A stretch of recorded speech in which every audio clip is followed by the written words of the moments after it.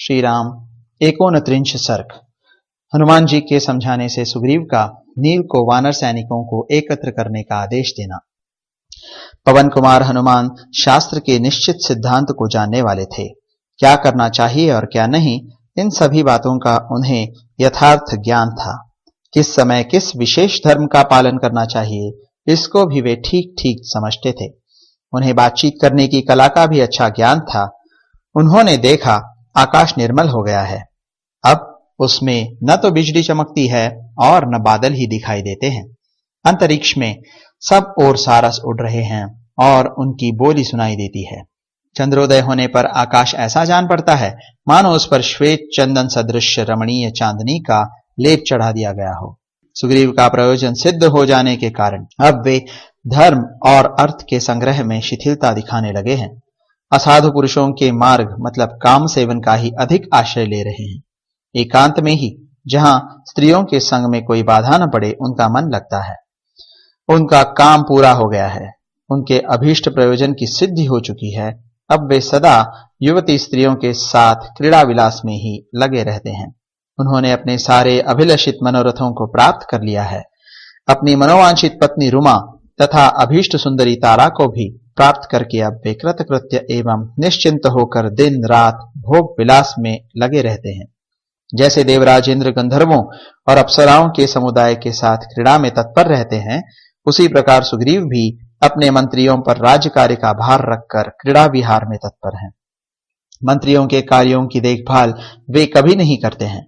मंत्रियों की सज्जनता के कारण यद्यपि राज को किसी प्रकार की हानि पहुंचने का संदेह नहीं है, तथापि स्वयं सुग्रीव ही स्वेच्छाचारी से हो रहे हैं।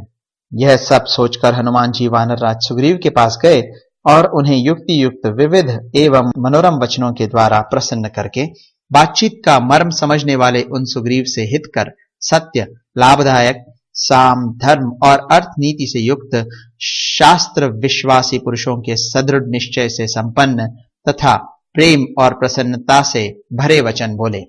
राजन, आपने राज्य और यश प्राप्त कर लिया तथा कुल परंपरा से आई हुई लक्ष्मी को भी बढ़ाया, किंतु अभी मित्रों को अपनाने का कार्य शेष रह गया है। उसे आपको इसी समय पूर्ण करना चाहिए। जो राजा कब प्रत्युपकार करना चाहिए इस बात को जानकर मित्रों के प्रति सदा साधुतापूर्ण बर्ताव करता है, उसके राज्य, यश और प्रताप की वृद्धि होती है। पृथ्वीनाथ, जिस राजा का कोष, दंड मतलब सेना, मित्र और अपना शरीर ये सब के सब समान रूप से उसके वश में रहते हैं, वह विशाल राज्य का पालन एवं उपभोग करता है। आप सदाचार से संपन्न और नित्य सनातन धर्म के मार्ग पर स्थित हैं। अतः मित्र के कार्य को सफल बनाने के लिए जो प्रतिज्ञा की है उससे यथोचित रूप से पूर्ण कीजिए। जो अपने सब कार्यों को छोड़कर मित्र का कार्य सिद्ध करने के लिए विशेष उत्साहपूर्वक शीघ्रता के साथ नहीं लग जाता है, उसे अनर्थ का भागी होना पड़ता है। कार्य साधन का उपयुक्त अवसर बीत जाने के बाद जो मित्र के कार्यों में लगता है, वो बड़े से बड़े कार्यों को सिद्ध करके भी मित्र के प्रयोजन को सिद्ध करने वाला नहीं माना जाता है। शत्रुदमन, भगवान श्री राम हमारे परम सुहृद हैं। उनके इस कार्य का समय बीता जा रहा है, अतः विदेह राजकुमारी सीता की खोज आरंभ कर देनी चाहिए। राजन, परम बुद्धिमान श्री राम समय का ज्ञान रखते हैं और उन्हें अपने कार्य की सिद्धि के लिए जल्दी लगी हुई है। तो भी वे आपके अधीन बने हुए हैं।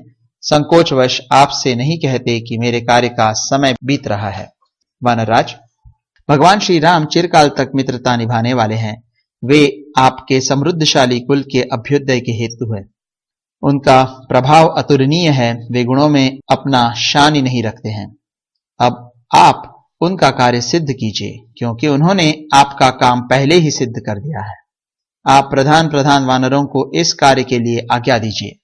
श्री रामचंद्र जी के कहने के पहले ही यदि हम लोग कार्य प्रारंभ कर दें तो समय बिता हुआ नहीं माना जाएगा, क्योंकि यदि उन्हें इसके लिए प्रेरणा करनी पड़ी तो यही समझा जाएगा कि हमने समय बिता दिया है, उनके कार्य में बहुत विलंब कर दिया है।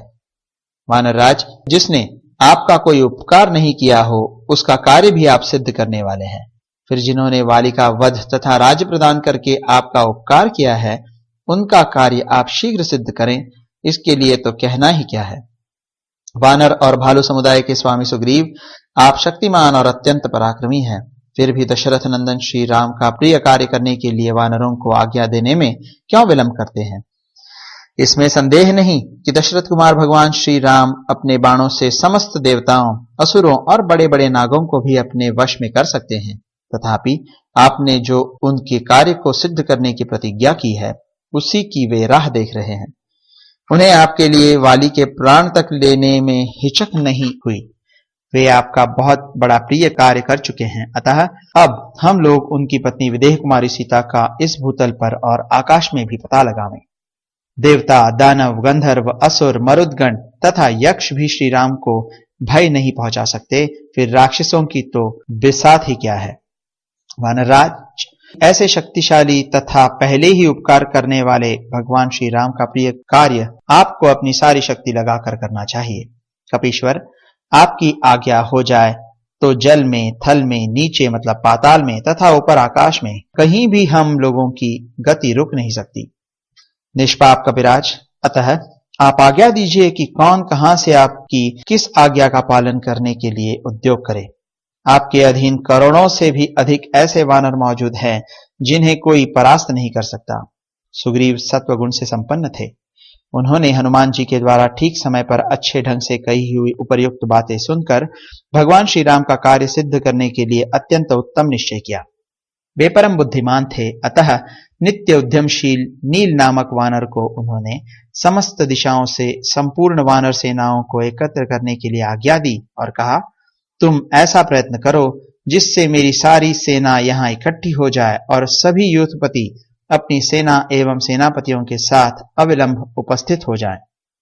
राज्य सीमा की रक्षा करने वाले जो जो उद्योगी और शीघ्रगामी वानर हैं, वे सब मेरी आज्ञा से शीघ्र यहाँ आ जाएं। उसके बाद जो कुछ कर्तव्य हो उस पर तुम स्वयं ही ध्यान दो।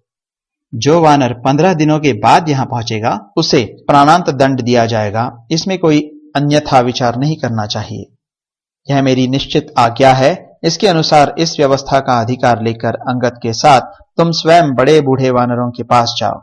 ऐसा प्रबंध करके महाबली वानरराज सुग्रीव अपने महल में चले गए। इस प्रकार श्री वाल्मीकि निर्मित आर्ष रामायण आदि काव्य के किष्किंधा कांड में 29वां सर्ग पूरा हुआ।